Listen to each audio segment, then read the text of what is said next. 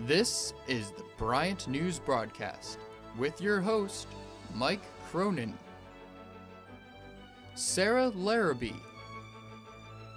Dan Janis with the weather, and Brian Walsh with sports.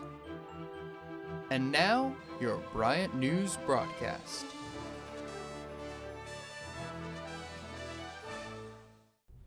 Hello and welcome to another edition of the Bryant News Broadcast.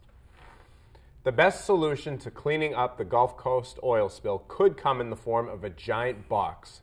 On Wednesday, the large concrete and steel structure will be brought 50 miles offshore and will drain out the oil. BP is the oil company responsible for the oil spill, and their engineers are the ones who came up with this idea. This giant box, in addition to the thousands of people and hundreds of boats assisting with the cleanup, will hopefully produce a successful cleanup.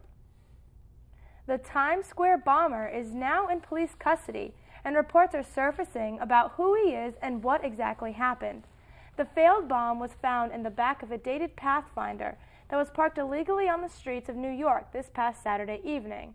The 30-year-old Bridgeport, Connecticut resident, Faisal Shahzad, is accused of setting the bomb with the intent to kill innocent Americans because of his alleged relations with Pakistani terrorist groups. More details are being uncovered every hour, but authorities are just happy that no one was hurt in the attack. Well, Sarah, this whole ordeal has been extremely scary, and perhaps most scary is that he almost got away, but I mean, luckily officials were able to get him while he was on the plane. Well, that, Times Square, again, New York. I mean, they've already gone through so much. I'm very happy to say, nothing happened and everyone is okay. But every time I check the CNN and everything, there's so many more details coming out about this guy. So hopefully we'll put him to justice. Oh, yeah. This story is not going to go away anytime soon. All right, now here's Dan Janis with a look at your weather. Thank you, Sarah. Now, looking at the radar, as you can see, we have pretty clear skies, but let's see if it's going to hold up like that way until the weekend. Taking a look at this week's weather, we have highs in the mid-70s as we move into the weekend with only a chance for showers on Thursday and Saturday. We'll have a cold front move in early next week with temperatures moving down to the high 50s. So your best bet will be to enjoy the nicer weather before spring changes its mind again on Sunday.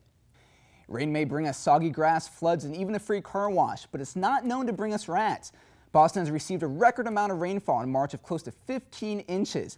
Now, this has resulted in rat complaints throughout the city, where over 160 complaints have already been filed in the last 2 months, beginning in February. Now, to us, this may be a complaint, but to all the stray cats out there, this may be paradise.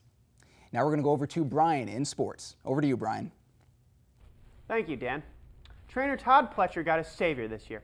He finally put to rest the fact that one of his horses has never won the Kentucky Derby, when Super Saver and its jockey Calvin Burrell finished in first place 2.5 lengths ahead of Icebox. The reason? This is Burrell's track. He's won 3 of the last 4 years. Now afterwards, he went on to say he's going to win the Kentucky Derby and the Triple Crown.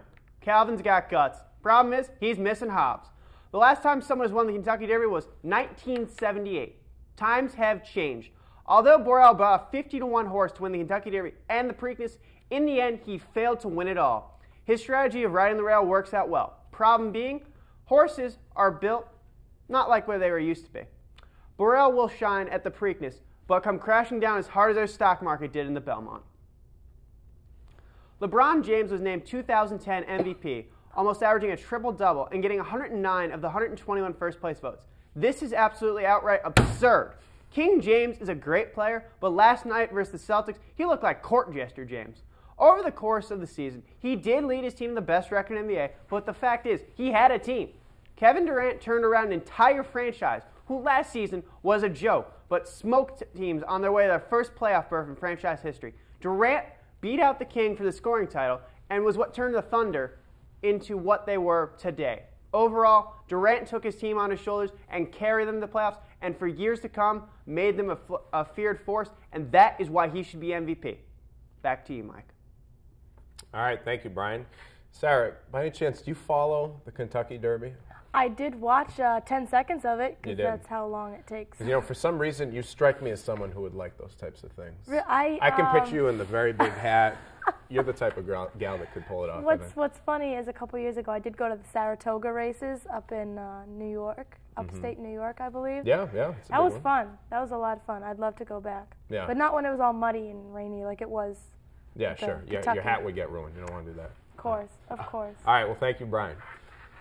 A painting more than 75 years old selling for a world record price. A Picasso painting of his mistress entitled Nude, Green Leaves, and Bust sold to an unidentified telephone bidder for $106.5 million. The sale marks the most expensive price for any work of art at an auction.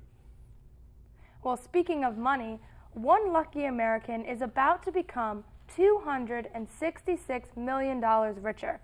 Lottery officials say that Tuesday's winning Mega Millions ticket was sold in Pico Rivera, California. The jackpot is the 8th largest since the multi-state game began back in 2002. However, the winner of the money has not come forward yet to claim their fortune.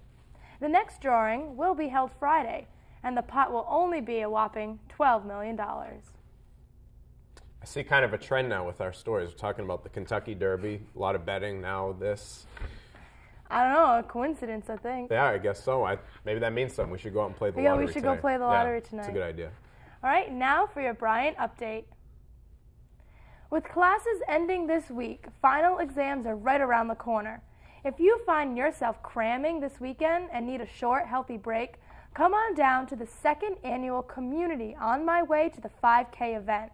You can run or walk the 5 kilometers, and it is a great way to get outdoors and relieve some tension or stress that final exams always seem to cause. The event will be held from 11 till 12:30 at the Track and Turf Complex and is sponsored by the university's Healthy Campus Coalition. May 22nd is a date that will scare or excite about 1/4 of the Bryant student population. On May 22nd, 808 seniors will be graduating. Close to 6,000 people will be attending this event, and I invite you to join in the festivities, whether you're a freshman or even a professor. It'll be a time to say goodbye, but also a time to say hello to a brand new chapter of these students' lives. At Bryant, the senior class is leaving with a bang. The class's campaign raised $40,000 towards establishing an endowment scholarship. More than 52% of the class donated money to achieve this goal, which is the new Bryant record for the senior class participation. The senior class says farewell to Bryant, but leaves something that will always be remembered. And with graduation right around the corner, the commencement speaker has been announced. Rhode Island native and Senator Jack Reed will address Bryant seniors and guests and will receive an honorary degree during graduation. Reed is a Democratic senator who has been in office for 14 years. Well, Sarah, this is it's kind of sad to say, but this is our last show of the semester, last show of the year. It is, but we've had 12 great episodes, and I think that's a great turnout for our 2nd season. I don't know what else to say. I just thank Brian Coe for producing this whole thing, and to all my co-anchors and everyone for making it such a great success. And a special thanks to the people behind the scenes, camera, teleprompter runner, everyone upstairs in the booth. And a special thanks to you guys for making our first season so successful. We will be back here next year. Our producer won't be here, Brian, but we'll be here. And it's going to be better than ever. It's better than ever, exactly right. So have a great summer. Good luck on finals, and we will see you guys next year.